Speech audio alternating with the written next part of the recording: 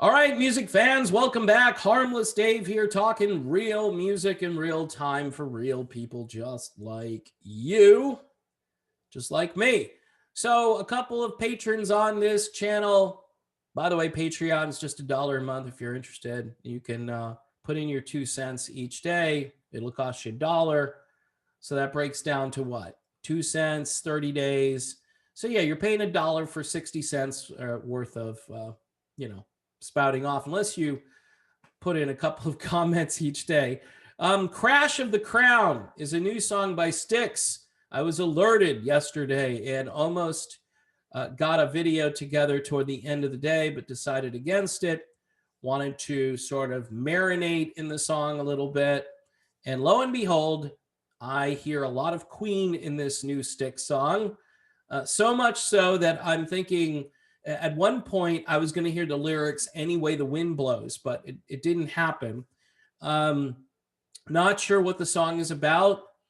Could it be some kind of veiled political message that was inspired by the election last year? Don't know. Don't really care, quite honestly. Anyway, the good things: lots of layered harmonies, lots of abrupt tempo changes. By the way, that's a Queen hallmark. Lawrence Gowan at times sounds like Freddie Mercury, more like Freddie than like Dennis. And this has been one of my arguments. You have singers like Toby Hitchcock out there who could bring this home and actually sound like Dennis in the traditional Styx sound. And obviously, you went with the other guy.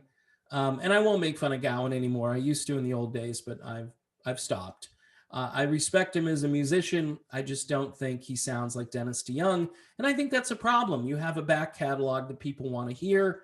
And if you want to accurately represent that back catalog, you got to find someone who can deliver it, and where the audience doesn't walk in and go, who's this guy? He doesn't sound like anything like they sound on the radio. And I guarantee you that's happening every time they sing Come Sail Away. Anyway, this sounds a bit like Kansas at times too. And a little message for Kansas. This would be the best song on the last Kansas album if it was released as a Kansas record. Uh, providing that you can have a lead vocalist that can deliver the material. Ouch. Sorry. I call it like I see it. JY is your opening vocalist on this track, which again, if you're branding and you know about the history of Styx, JY isn't a frequent lead singer. All right. Maybe in the old days he sang more.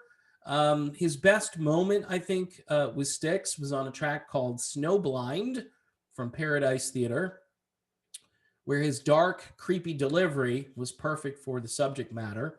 Of course, he was augmented by the rest of the band and kind of bailed out toward the middle and end of the song. But his vocals kind of worked on that song. They don't really work here. They don't work. I don't understand why Tommy isn't singing, or even Todd Sucherman for that matter, because Todd can sing.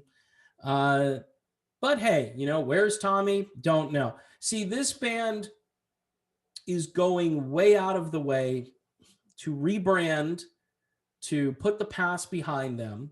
Will Evankovich, the guy who collaborated on the Mission to Mars album, he's back, and I'm sure he had a lot to do with this, but there's a lot of plagiarism here. There's no question about it. And you could say, well, Dennis DeYoung just released a song that sounded like old Styx. Well, Dennis was old Styx, so he's plagiarizing himself. You know what I mean? It sounds like old Styx music, and that was the response that I got. The patrons here, and I think they're correct, said, hey, this sounds a lot like Queen, a little bit like Kansas. There's even a touch of ELO in this. During the choruses, I hear like a Jeff Lynne thing going on, which, again, if you're a fan of classic rock, I think you can appreciate all these different elements, but then at the end of it, still think there's an identity crisis here, and there definitely is. Now, what is Styx supposed to sound like? Well, according to these guys, they can't sound like Kilroy, right? They probably can't sound like anything that Dennis did that sounds like a ballad. All right. But they can sound like Pieces of Eight or Crystal Ball or Equinox. They can sound like that stuff. And people will go, okay, that's muscular enough. That's proggy enough. And, that's what we really want as fans. Does this actually do that? Kind of, sort of, but not really, because it's so Queen imbued that you really don't hear Styx coming through. Plus, you've got vocalists like JY, and then you've got Gowan. I don't know. I mean, you have to listen and decide for yourself. Music is very subjective. That's not my out, by the way, because two people can listen to the same song and hear completely different things. I know that the patrons who alerted me to this song, their commentary, I think, was spot on. You guys know who you are, and you're smart. The coda on this song is so Queen on steroids that, again, I'm thinking there's got to be a gong that goes off at the end or something. It didn't happen, but listen to it for yourself. It's called Crash of the Crown. It's from a forthcoming record, which is timed almost, at the same moment that the Dennis DeYoung album drops. And you'll have dueling material. Look, this is Dennis's last album.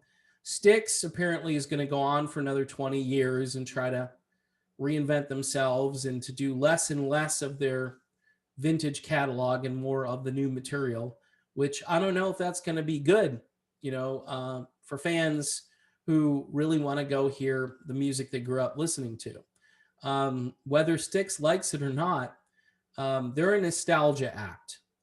Radio is not going to embrace any of their new music unless they have some really sort of hyped up promotion from the record label. I'm not even sure what record label they have at this point, but it's a real long shot. I mean, who's going to play this? Classic rock radio? Probably not.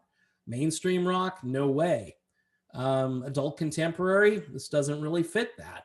So a lot of difficulties, I guess, just the internet and Spotify and all of your downloading sites and hubs. Those will be the main inflection points where you can listen to this and enjoy it.